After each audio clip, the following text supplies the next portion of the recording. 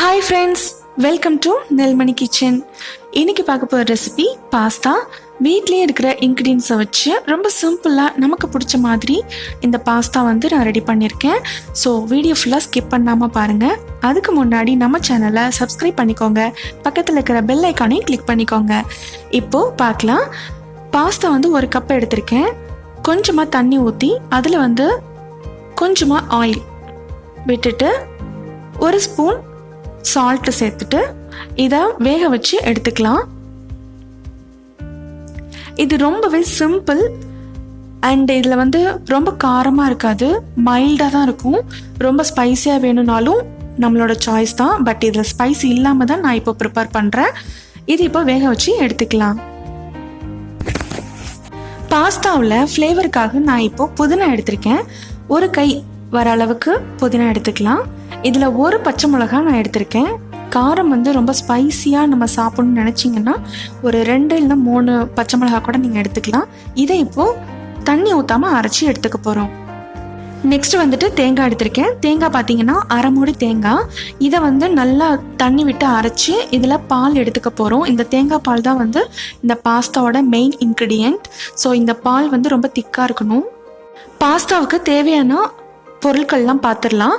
Pasta வேக வச்சு எடுத்து வச்சுருக்கேன். மிளகுத்தூள், 1 கப் தேங்காய் பால். ஃபர்ஸ்ட் பால் மட்டும் எடுத்தால் போதும், ரொம்ப திக்காக இருக்கணும்.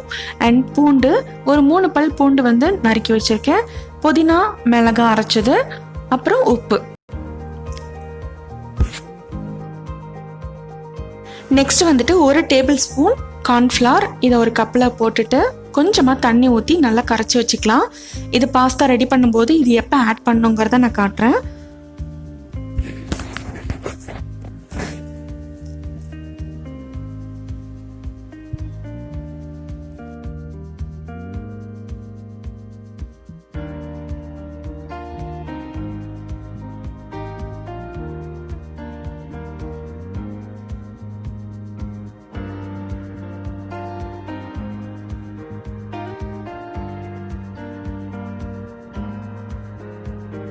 இப்போ பாஸ்தா செய்ய ஆரம்பிச்சிடலாம்.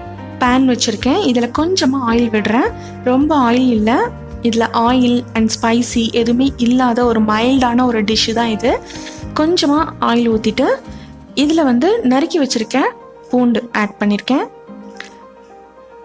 இது நல்லா எண்ணெயில் கொஞ்சம் ஃப்ரை ஆகணும்.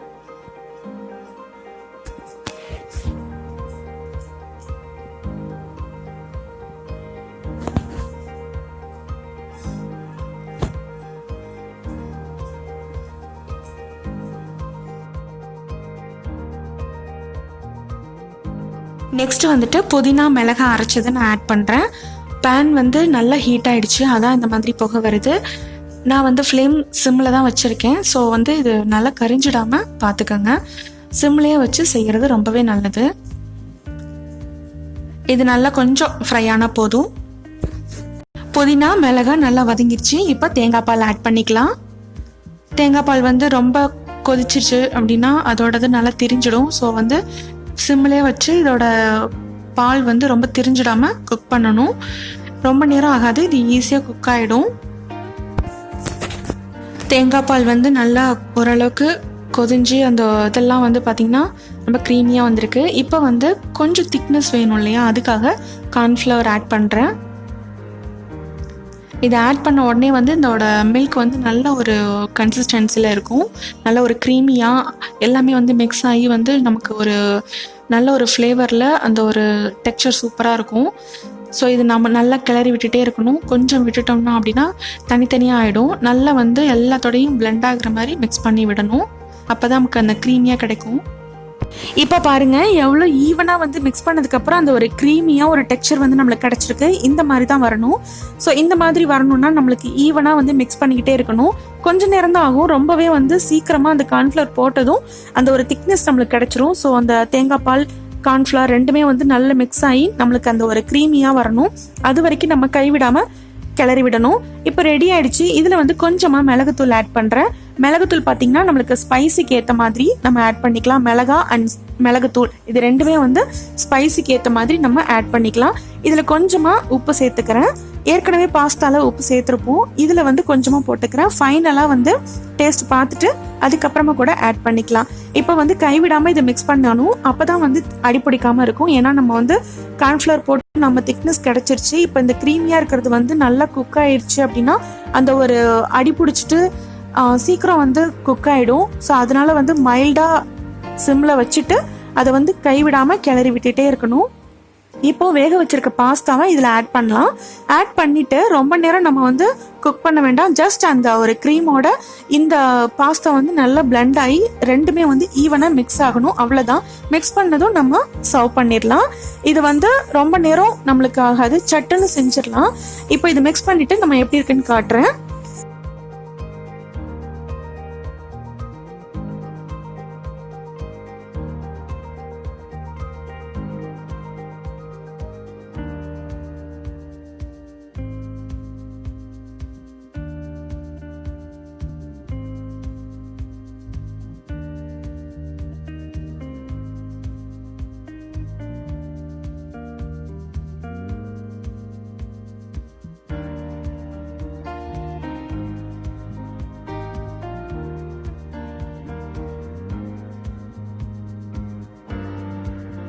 ஃபைனலாக கோகனட் மில்க் பாஸ்தா ரெடி ஆகிடுச்சு. இந்த ரெசிபி ரொம்பவே சிம்பிள் அண்ட் இதோட டேஸ்ட்டும் கொஞ்சம் டிஃப்ரெண்ட்டாக இருக்கும்.